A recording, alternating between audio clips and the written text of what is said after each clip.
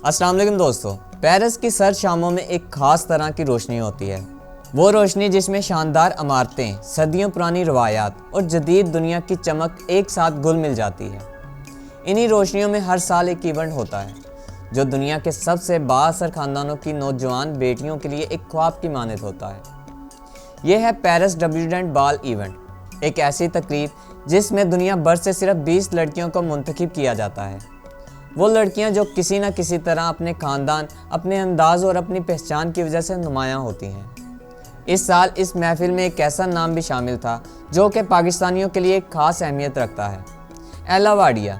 इसका नाम सुनते ही शायद बहुत से लोगों के जहनों में सवाल पैदा होता है कि इनका पाकिस्तान से क्या ताल्लुक़ है। हकीकत ये है कि एला कायद-ए-आज़म मोहम्मद अली जिन्ना की पड़पोती हैं। जी हाँ, जिन्हें हम सब कायद-ए-आज़म के नाम से जानते हैं, जिन्होंने पाकिस्तान की बुनियाद रखी।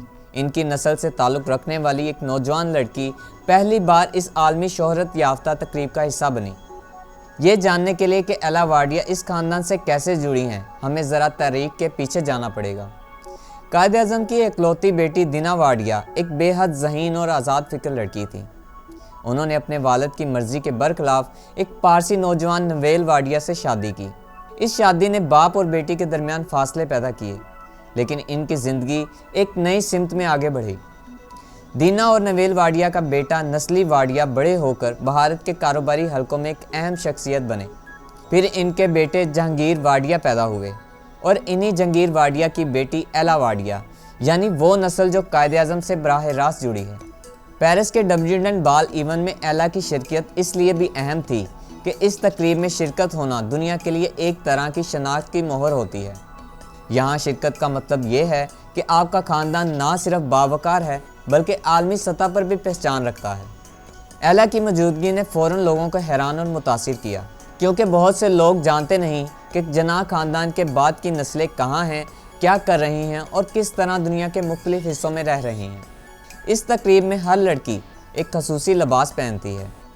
इस लिबास के डिज़ाइन, रंग और अंदाज में इस लड़की की शख्सियत झलकती है। लिबास की कीमत कभी कभी $50,000 से भी शुरू होती है और $1 मिलियन तक जा पहुंचती है। दिलचस्प बात यह है कि इस तकरीब का एक सख्त असूल भी है कि कोई भी लड़की स्याह या सफ़ेद रंग का गाउन नहीं पहन सकती। बाकी रंगों में इन्हें मुकम्मल आज़ादी दी जाती है। एला ने भी अपने अंदाज़ो शख्सियत के मुताबिक एक मुनफरिद लिबास का इंतखाब किया, जिसे आलमी मैगज़ीन ने बेहद सराहा।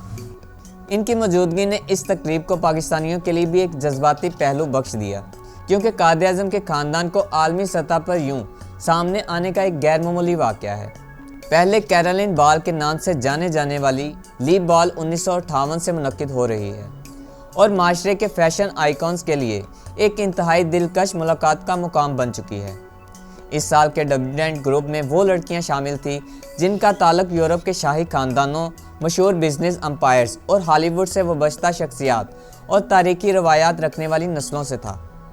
यूलालिया de Orleans, Lady Armenia Spencer, Churchill और रूबी कैंपर जैसी कई नुमायां नाम इस लिस्ट का हिस्सा थे। इन सब के दरमियान एला वाडिया का होना न सिर्फ इस शख्सियत के एतमाद की दलील था, बल्कि जिन्ना ख़ानदान की आलमी शनाख्त की भी अलामत था। अगर तारीख़ के पस मंज़र को देखा जाए तो ये लम्हा इस वजह से भी ख़ास है कि कायद-ए-आज़म की ज़िंदगी ज़्यादातर सियासी जद्दोजहद में गुजरी। इनका ख़ानदान हमेशा ज़ाती ज़िंदगी को निजी रखता आया है, इसलिए आज इनकी नस्ल का किसी आलमी इवेंट में इस तरह से सामने आना दुनिया के लिए एक मुख्तलिफ बात रही। बहुत से लोगों ने सोशल मीडिया पर हैरत का इजहार किया। जिन्ना की नस्ल से ताल्लुक़ रखने वाली एक लड़की पेरिस के इस शाहकार इवेंट का हिस्सा बनी, जो अपनी शानदार रवायात, सकाफ़त और शहाना माहौल के लिए दुनिया भर में मशहूर है। ये बात भी अहम है कि इस तकरीब को अक्सर लोगों ने गलत समझा था कि शायद ये किसी पुरानी रवायती सोसाइटी की तरह लड़कियों का तारफ़ शादी के लिए करवाती है, लेकिन ऐसा नहीं है। इवेंट ऑर्गेनाइज़र वाज़ह करती है, इसका मकसद इन्हें किसी रिश्ते या फ्रेम में कैद करना नहीं, बल्कि इनकी सलाहियतों को एक आलमी प्लेटफॉर्म पर पेश करना है।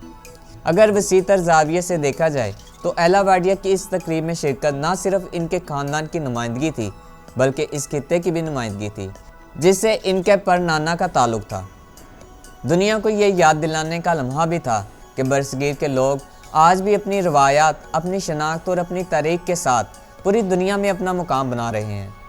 ایلا وارڈیا کی شرکت ایک علامت بھی ہے کہ تاریخ صرف کتابوں میں بند نہیں ہوتی۔ کچھ روایات، کچھ خاندان، کچھ ورثے وقت کے ساتھ بھی مٹتے نہیں، وہ اپنی شکل بدل کر کسی نئے انداز میں دوبارہ سامنے آ جاتے ہیں۔ اور یہی ہوا جب جناح کی پڑ پوتی پیرس کے ایک تاریخی محل میں دنیا بھر کے نمائندہ خاندانوں کے ساتھ کھڑی ہوئیں۔ دوستو، کیا قائد اعظم کی نسل کو پاکستان میں ہونا چاہیے تھا؟ نیچے کمنٹ باکس میں اپنی رائے ضرور دیجیے گا، اور اگر آپ چاہتے ہیں کہ آپ تک خبریں نہیں بلکہ حقیقت پہنچے تو اس چینل کو سبسکرائب کریں اور اس ویڈیو کو لائک اور شیئر کریں۔ ملتے ہیں اگلی ویڈیو میں ایک نئی حقیقت کے ساتھ، تب تک کے لیے اللہ حافظ۔